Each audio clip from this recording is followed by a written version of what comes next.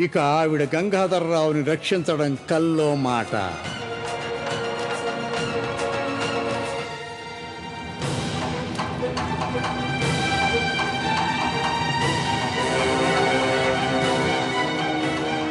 దీక్షిత్ గారు, మీరు వయోవృద్ధులైన కారణం చేత మిమ్మల్ని రాజ సంబంధపు కార్యాల నుంచి తొలగించి వేస్తున్నా.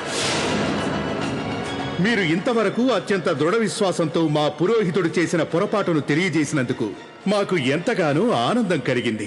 అందుకు బహుమతి రూపంలో మేం మిమ్మల్ని ఝాన్సీ రాజ్యపు రాజపురోహితునిగా నియమిస్తున్నాం. ఆ చాణక్యుడు తన ప్రతీకారం తీర్చుకున్న తర్వాతే తన శిఖకి ఉన్న ముడిని విప్పుకున్నాడు. కానీ దీక్షిత్ మాత్రం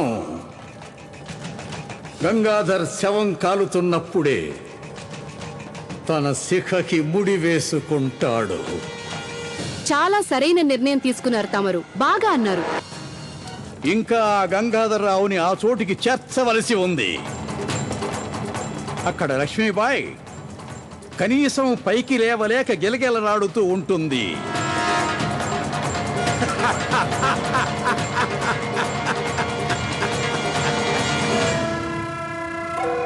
సక్కుబాయి గారు, అసలు ఇది ఏం కొత్త నాటకం?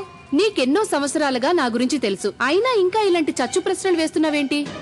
ఎన్నో సంవత్సరాలుగా ఉప్పు తిన్న విశ్వాసం పనిచేసి అతను సగంలోనే మనసు మార్చుకుంటే అప్పుడు మనం లేదు, ఎట్టి పరిస్థితుల్లో అలా జరగదు. ఆయన పనేదో ఈ రోజే పూర్తి చేస్తాడు. ఎందుకంటే రేపటితో 10 రోజులు ముగిసిపోతాయి. నిశ్చయించిన ముహూర్తం ప్రకారం రేపు రాత్రే గంగాధర్రావుతో లక్ష్మీబాయికి శోభనం జరగాలి. ఈ లోపల గంగాధర్రావు కనుక చావనట్లయితే ఝాన్సీ రాజ్యానికి ఒక వారసుడు లభిస్తాడు.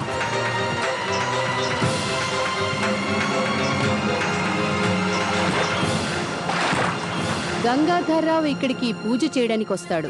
ఆ పూజకి ముందుగా ఈ ఏట్లోకి దూకి స్నానం చేసి రావాలని పురోహితులు చెప్తారు. ఈ ఏటి అడుగున వారి కోసం బల్లేలతో చేసిన శయ్య సిద్ధంగా ఉంటుంది. అంతే, ఆ బల్లేలు గుచ్చుకుని శాశ్వతంగా నిద్రపోతాడు గంగాధర్రావు. మహారాణి గారి ఆరోగ్య స్థితి మరింత క్షీణించిపోయింది. ఎవరో ఈవిడి మీద క్షుద్రశక్తులు ప్రయోగించినట్టున్నారు. ఇలాంటి వాటికి కూడా ఏదో ఒక తరుణోపాయం ఉంటుందిగా. తప్పక ఉంది మహారాజా.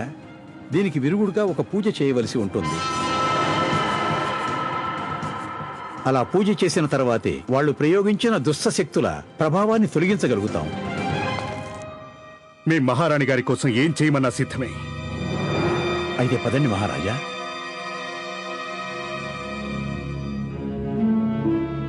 రండి.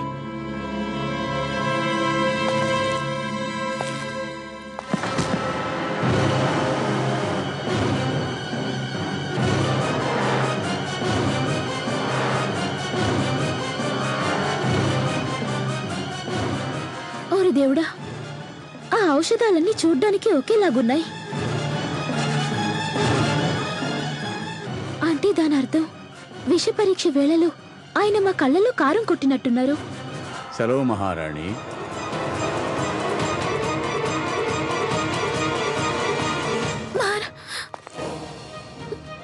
అగ్ని, జలము, పంచభూతాల్లోని ఈ రెండింటి నుంచే నువ్వు మహారాజు గారిని కాపాడాల్సి ఉంటుంది.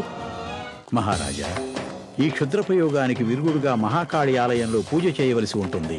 ముఖ్యంగా ఈ పూజ ఆద్యంతం ఏకాంతంలోనే జరగాలి. అందువల్ల మనం వెంటనే మహాకాళి ఆలయానికి బయలుదేరాలి. అక్కడ తమరు కోనేట్లో స్నానం చేసి అనంతరం పూజను ప్రారంభించాలి. మీరు ఎలా అంటే అలాగే చేద్దాం. పదండి. అగ్ని, జలము, పంచభూతాల్లోని ఈ రెండింటి నుంచే నువ్వు మహారాజు గారిని కాపాడాల్సి ఉంటుంది.